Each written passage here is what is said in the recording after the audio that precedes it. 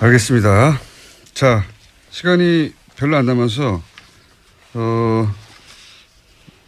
열심히 잘못한 걸 얘기했으니까 혹시 칭찬할 거리는 없습니까? 20일째인데? 저는 진짜 하나만. 뭐 굉장히 뭐 여러 가지 얘기를 드리고 싶지만 특수활동비 문제 있잖아요. 대통령의 특수활동비를 스스로 한 절반 가까이 없애버린 거.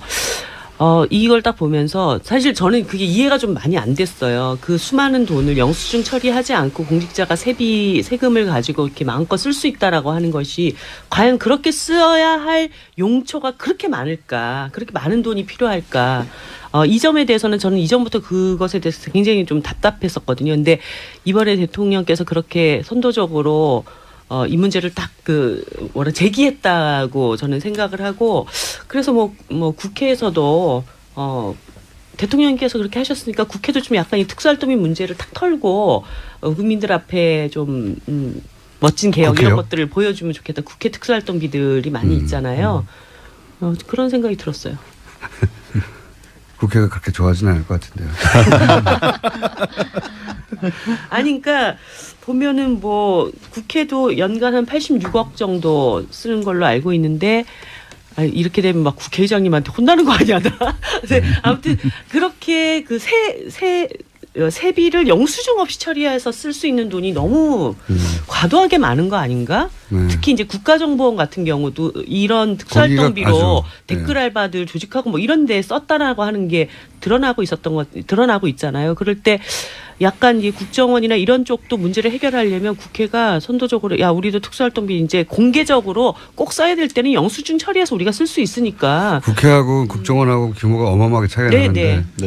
국정원이 거의 절반이더라고요, 특수활동비에. 그렇게 해가지고 국정원 그 특수활동비도 뭔가 제약할 수 있는 방안들을 국회가 좀 이끌어내고 이러면 좋겠어요. 청와대면 줄이면 안 되나요?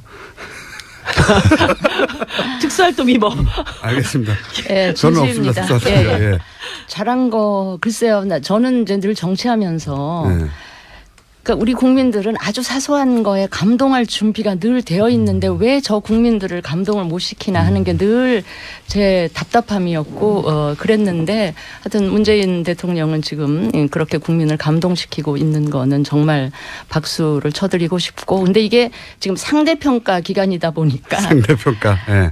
제가 생각하기에 이게 누가 됐더라도 전임 대통령이 워낙에 그랬기 때문에 다 박수를 받을 것 같긴 한데 뭐 문재인 대통령은 더 잘하고 계시고요.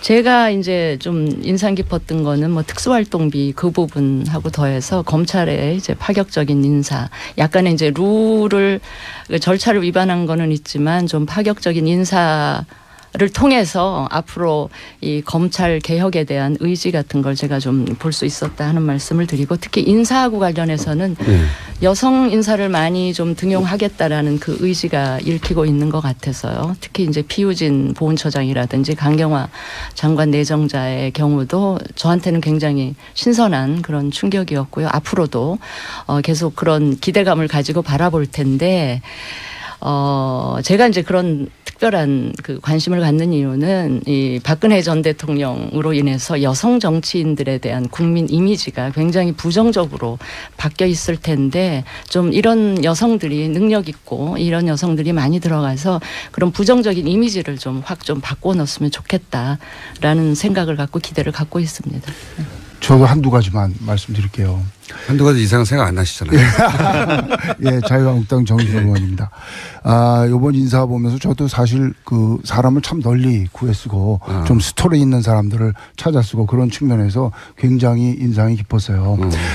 다만 이제 내각 말고 비서진은 옛날로 돌아가는 것 같아요. 옛날 그 노무현 시대 때 사람들로 다시 쓰는 건데, 다만 이제 제가 이제 한마디 말씀드리고 싶은 것은 과거처럼 이렇게 또 성벽을 쌓거나 끼리끼리 이렇게 하는 걸로 이렇게 가면 또 그게 1, 2년 지나다 보면 또 이렇게 성벽이 쌓이니까 그걸 주의해 주시기 바라고, 그다음에 아까도 제가 말씀드렸듯이 과거 보지 말고 미래로 가자. 뭐 4대강 감사하자, 뭐 또 하자, 이런 것들이 자꾸 과거를 파내는 거란 말이죠. 예, 미래로 갔으면 좋겠다는 말씀 드리고요. 그다음에 권위주의 시대로 돌아가면 안 됩니다. 근데 지난번 경총이 비정규직 갖고 반대했더니 뭐 대통령이든 뭐 국가기획위원장이든 경총을 그냥 누르잖아요.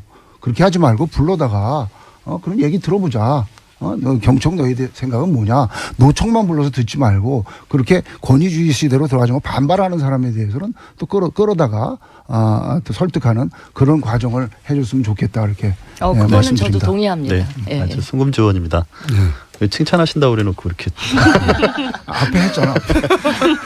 욕을 하기 위한 뭐 저는 이렇게 생각합니다. 우리 문재인 대통령께서 어쨌든 뭐 세부적인 사항이야 다 만족시킬 수 없는 거 아니겠습니까?